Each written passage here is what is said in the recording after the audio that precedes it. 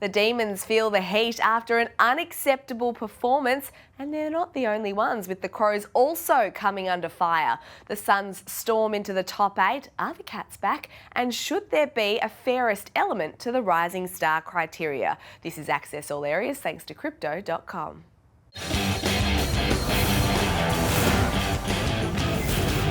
Damian Barrett and Matthew Lloyd are with us, so let's get straight into it. And we start with Melbourne after they were smashed by 92 points by the Fremantle Football Club. And Damo, this was a comprehensive loss. They were beaten in every area, and the biggest loss under Simon Goodwin. Yeah, Lloydie's going to take us through it, Nat, and pull it apart in a really hard dissection way in a moment. But those numbers on screen there are damning. You married that up with a battle against St Kilda the previous weekend, and then the one before that, a 6-goal loss to West Coast. So 3 weeks of footy now, genuine concerns. And I do wonder now, is the off-field toll coming into effect the on-field side of it? So they went into the round in 4th place. They've plummeted all the way to 10th. Lloydie, take us through just how Freo was so dominant in this game. One thing I've always admired about Melbourne, whether they win or they don't, is their competitive nature. So they've always been nice and tough and ruthless and competitive, particularly in the midfield, but that wasn't there yesterday. And it was as bad a performance as I've seen under Simon Goodwin. And this is just one example I could have shown from a centre bounce where they were smashed. So Alex Neil-Bullen, how strong do you want to be over the footy opposed to Hayden Young? Falls over, doesn't really want to get strong in his legs and be strong. And then Hayden Young gets the ball out to Frederick, who kicks a goal. So that was where they were really poor around clearance, centre bounce. And then it was their inability to want to chase. Jack Viney has a broken tackle. We don't normally see that from Jack Viney. And then you've got May and all these guys, McDonald, who want to set up behind the footy. You can't really do that if you're non-competitive at clearance. You're non-competitive in terms of your running capacity. So this just went on all day. So we've got these players behind the ball who love to play the way they want to play, where they want to guard territory. But that is useless. It does nothing for you if there's no pressure on the ball carrier. So this went on time and time again. Players in holes. But that's all good and well when there's pressure further afield, but it wasn't. This was a mark a bit like Ablett Senior. Probably shouldn't have been paid this one. But I looked at the end of it all, and look at these two. They just stare at each other. There's a bit of blame game going on, all looking at each other saying, you should have done this, you should have done that. As bad and as damning a performance you'll ever see from an AFL team wanting to be a premiership team. How much of an out are you giving them for Jake Lever's absence? Minimal, because this was all about effort. Something was not right there yesterday. Something certainly wasn't right, and Simon Goodwin, their coach, touched on it after the game.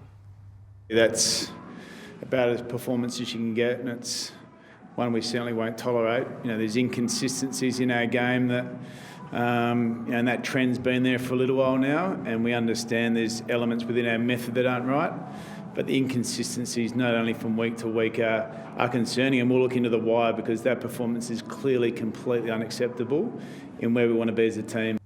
He went on to say, you've got to let it hurt and then you've got to respond. King's birthday clash, Damo, is upon us. That's what they've got in a week's time against Collingwood. Can you see them coming back from this? Because that was massive. Yeah, it was, but we have, under Simon Goodwin's watch, since they've got it, become a good football club, they have responded. So I'm prepared to forgive them the badness of yesterday, provided it is a response. And they do get a vulnerable Collingwood from an injury perspective as well. So I'm just going to hold on what it means in the big picture, but equally take the warning signs out of it, because they're really bad. And well done to Fremantle too, Nat. I just want to touch on. So on that King's birthday, it's 9th v 10th, so a lot at stake for both teams, but well done to Fremantle. I thought in the draw against Collingwood, apart from the last 3-4 goals, they were so disappointing. But that is as good a footy as they could have played. They played the perfect game. Do you think they're the real deal? Well, I'm now going to look back at that Fremantle-Collingwood draw where they kicked the last 4 goals, and I was probably reflectively critical of how they got themselves 25 points down. But in that last 7 minutes, they kicked 4 goals. They've then taken that style of play into the very next first moment of their next game.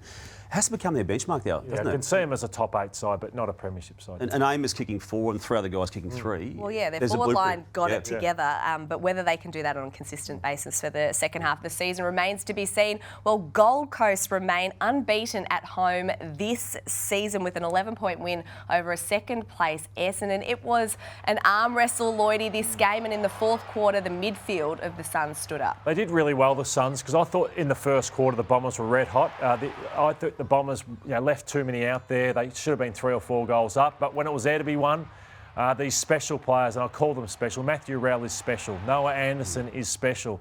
You know, they've got King now, who's equal. Touk Miller part of it as well. Touk Miller is a special player. You'd love to have Touk Miller, you know, running down the race alongside you. That's how good he is. But they won the big moments late, and they deserve the win. And I've been hard on them, as we all have been, but I feel like no matter what happens, it seems like they're on the right track here. I think that whether it's this year or it's next year, I'm starting to come around to the fact that it'd be an exciting time to be part of the Suns with where they're heading. Damo, the big challenge for them is actually winning on the road now. Yeah, it is. I mean, and there's just no hiding away from that. They haven't won on the road this year. They didn't win on the road in the back half of last year, and it's still a problem for them. Equally with Lloydie, I love what they did in the last 15 minutes of that game. That game was there for Essendon to win, despite them also struggling at stages of it, and they responded in a good way. They play the Saints at Marvel this week, so this is a time to turn up to Marvel and win well.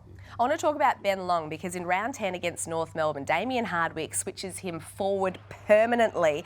And since then, he hasn't looked back. 4 goals in his 100th game. It was pretty good, wasn't it? Yeah, it was. And as part of that sequence of matches that you're referring to, Nat, he also played that negating role on Tom Stewart, which has almost become a new blueprint for clubs to play Geelong. And he still kicked 2 goals in playing that role. And yesterday cashed in with the 4. And they needed him with every one of those 4 goals yesterday, the way that game was being played. But I love it when someone finds a spot and it's meaningful within a team dynamic. Yeah, 10 goals from 4 games for Ben Long. Just to touch on the Bombers briefly, Lloydie, they didn't lose any respect. They didn't really lose anything yesterday, did they? No, they'd be disappointed because they come back to the pack a little bit in terms of that top 4 position. But no, they were pretty good. The Suns are hard to beat. We fast forward to Sunday night now against Carlton.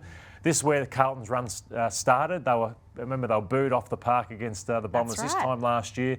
I feel like Carlton are ready now, like in terms of for a premiership. I don't think the Bombers are there just yet. So I expect Carlton, if they're going to win this premiership, to turn up on Sunday night and take care of the Bombers. OK, we'll delve a little deeper into the Blues and why you think they are ready for a premiership in just a moment. But the hot topic this week, of course, is going to be the rising star and the eligibility, I guess, and whether fairness should play a part because Sam Darcy and Harley Reid, 2 of the favourites for this award, Damo, are now out of the running.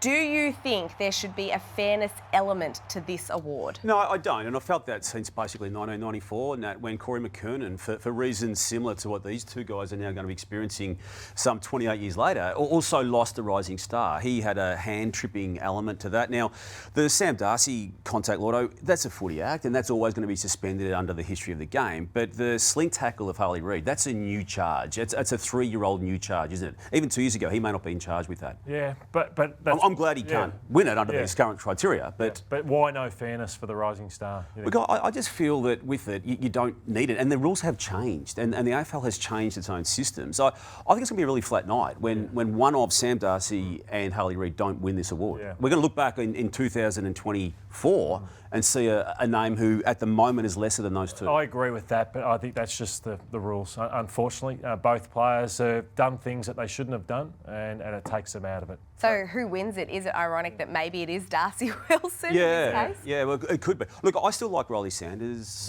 opportunity to now. We don't know he spent time in the VFL. He's learnt from that. He's now back in the team. He's got half a season of footy to reconfirm his lofty status that he started the year with. Who do you like? Well, Ollie Dempsey from Geelong, I also think is a special player, so it's pretty wide open. Holding the ball, of course, we discussed it ad nauseum last week. Have we found the interpretation change? Damo, I'll start with you. What did you see on the weekend? Look, this is my take on it. The first 2 matches out of the 7 on the weekend just gone, I liked it. By the end of the 7 games, including the Essendon Gold Coast game, I was probably more confused. And it does now make me wonder, Lordo and Nat, we've had 11 rounds of footy which have been won and lost on a certain style of requirement from the AFL system. It's a refresh and it's a fresh start now. The ladder has been shaped to this point. You're going to need to be a different team to win matches now with these new adjudications. Yeah, I think what the point you made was Travis spoke before the change and said, I've never been so confused. I like the idea of where they're trying to get to, but the last thing we want is confusion again. So about how hot some umpires are, some games, they're less hot other games. that's the last thing we want either. And even Does the way you prior coach to play. opportunities. Yeah. And Well, the way you that's coach it. to play Yes. and you prepare for a season, you have 11 rounds of that season, and now it's just torn up. Again, I'm with you. I like the change, but I do have a concern over it being mid-season. Yeah, it is interesting. It's going to take a really long adjustment period, I think, really, till we probably won't see it until next year. I think it's half a season's too short to train that. Okay, let's talk about Carlton. We'll go back to them, and they kicked 8 goals in the final term to power home against Port Adelaide, and Patrick Cripps was immense in this final quarter. He kicked 2 of those 8 goals. And Lloydie, just talk me through what you saw here from the Blues that you really liked. Oh, the big boys got to work. Yeah, De Koning, the new ruckman with our pit net, got to work, and then Walsh was huge all night. Cripps had been quiet, and then he just dominated the last quarter. He taught a few guys a lesson. Zach Williams has been a revelation forward. I think Wiedering just is the general in defence. McGovern pushing forward. So they just did what a good side should do. They made an absolute statement. I was disappointed in them against the Swans, the way they just probably looked like they was pedestrian in terms of a lack of leg speed. But I thought they showed the gulf between Port Adelaide and Carlton, where Carlton are a top 4 side. I think Port are a bottom 4 of the 8 side. And I just love when good sides make statements the way Carlton did. And they just banged the desk and said, let's go Port, and Port couldn't go with them. So when you say they're now a premiership contender, they're the real deal, is it because they just seem like a really complete side? Is that what you're seeing now? I like their transition. I don't think, say from the Bombers' perspective, you don't come from nowhere and win a premiership. You need to knock on the door. So Carlton's experience of the failures of 2 years ago, then winning a couple of finals last year, getting to a prelim. This is the premiership build from those experiences, and then they win games like that on Thursday night. So I just feel like Voss is coaching really well, and the players seem to be all in, and there's not too many weaknesses. On Port Adelaide, their forward line seems to be a weakness at the moment. It's just inconsistent. I mean, Mitch Georgiades kicks 4 goals. I'm not sure, is he the answer to their woes, and does Ken Hinkley need to make a big call on Charlie Dixon? Yeah, if I was Ken, I'd say to Charlie, mate, you're going to go with the fitness staff and have a month and just do conditioning, agility, speed. See if we can try and get you to... Because he's getting around like on one leg. But Lotto, he's banged up. He's banged up. I don't think he's going to get agility at the age of 32. Yeah, but you can sort of try and sharpen him up a bit, not send him out there like he's on his last legs every time he plays, and then see what Marshall and Georgiades can do. Say, guys, this is your forward line for the next month, and can that take us further than what Dixon and the others is doing?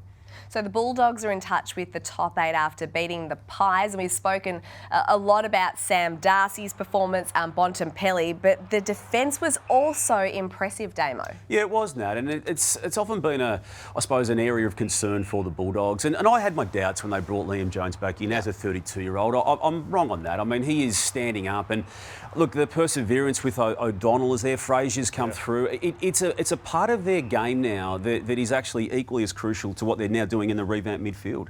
Nick Dacos had 18 touches, 6 centre bounce clearances, 2 goals at half time, and then Harvey Gallagher goes to him, Lloydie, in the second half and really negated him at the centre clearance in particular. We'll talk soon about what they did to stop Harley Reid, but Dacos lost his effect, and some of this you might go, it doesn't look like much, but it's just they're stopping him from getting on the burst and the charge. You can't allow it. So this is just Bontempelli, just keeping from getting on the burst. When you see this, Lordo, and you explaining what they're doing, why has he been allowed to roam free for most of his time as a midfielder, Dacos? Yeah, I think you've got to give him credit. He just is one of the hardest working players, the most professional players I've ever seen. But what he's not is big.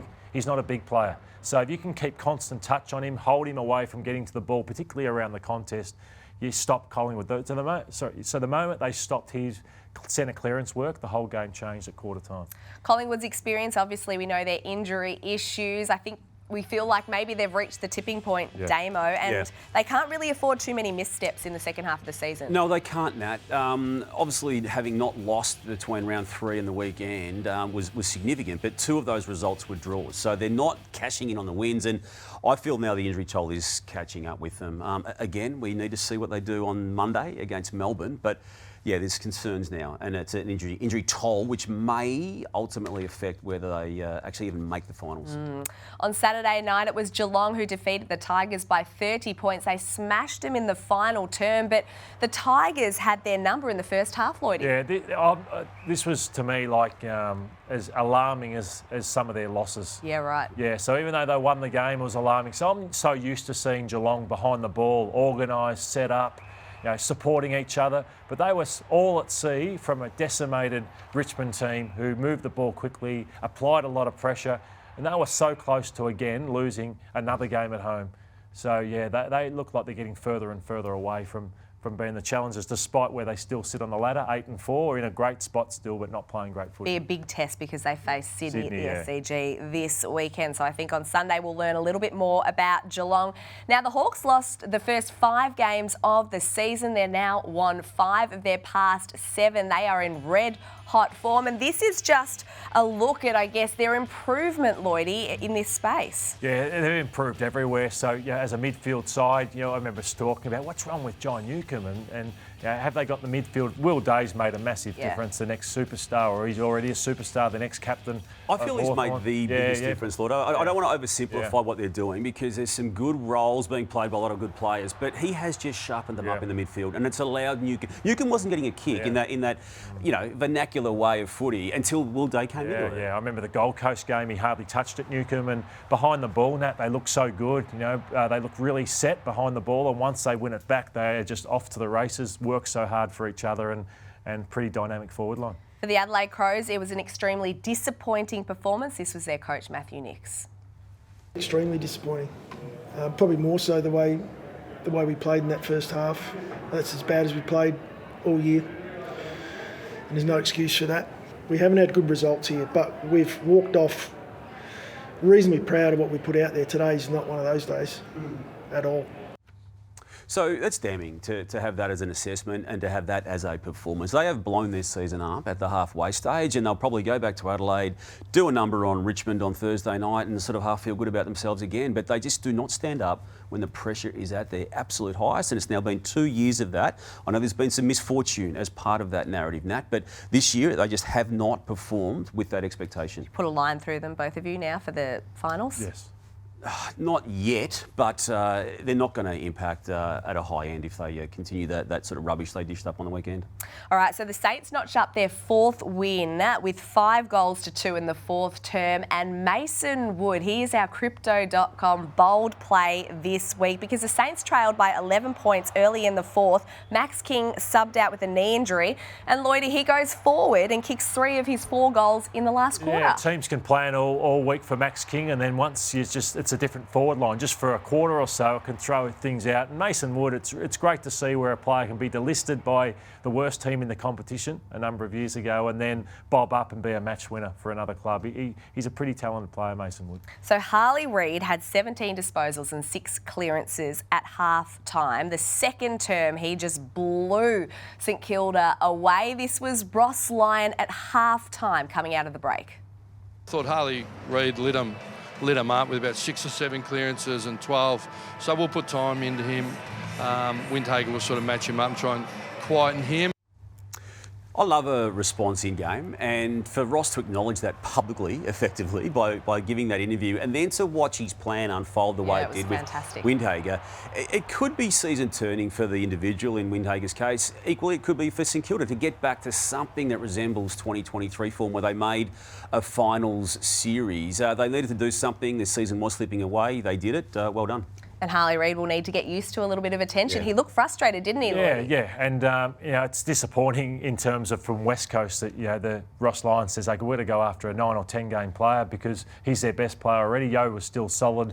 But full credit to Harley Reid that he's earned the respect from the opposition already that they have to go after him.